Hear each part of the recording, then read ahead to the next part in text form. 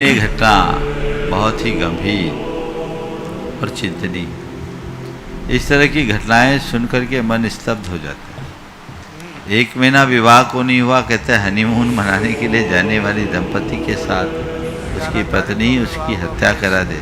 मुझे नहीं मालूम इसकी सच्चाई क्या है, लेकिन यदि ऐसी बातें सच है तो बहुत चिंताजनक है। आपने पूछा इसमें दोष किसका है?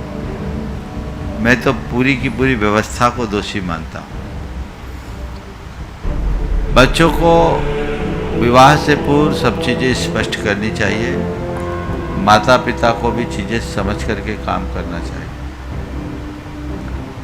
और जिनसे विवाह कर रहे हैं उनसे अपनी स्थितियाँ स्पष्ट करके ही करना चाहिए। लेकिन ये विवाह की जो व्यवस्थाएं हैं ऐसी होती, उसकी जड़ को पहले से मिटाना चाहिए। बचपन से ही बच्चों का लालन पालन इस तरीके से करना चाहिए कि ऐसे स्टेप वो ले ही ना, वो अपनी मर्यादा का हनन ही ना करे।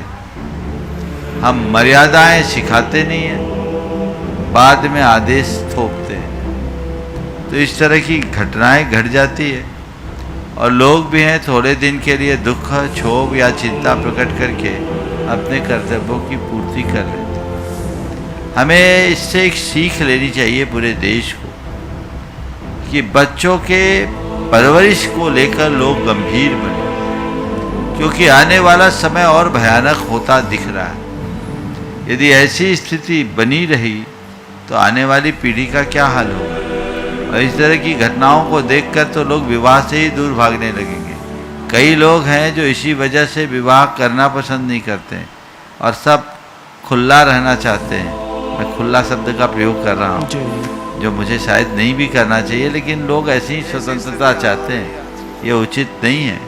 हमें अपनी सांस्कृतिक परंपरा को सुरक्षित रखना चाहिए, और हमारी परंपरा तभी सुरक्षित रह पाएगी जब हम अपने मर्यादा को सुरक्षित रख पाएंगे। आपने पूछा दोष किसका है?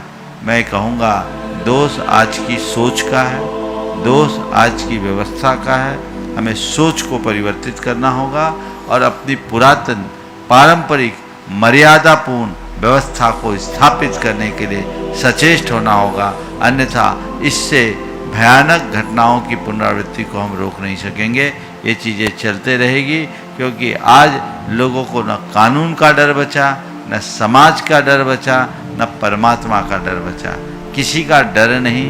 तो जब व्यक्ति पूरी तरह से डर से मुक्त हो जाते हैं तो उनकी ऐसी ही अमानवीय प्रवृत्तियां हो जाती हैं।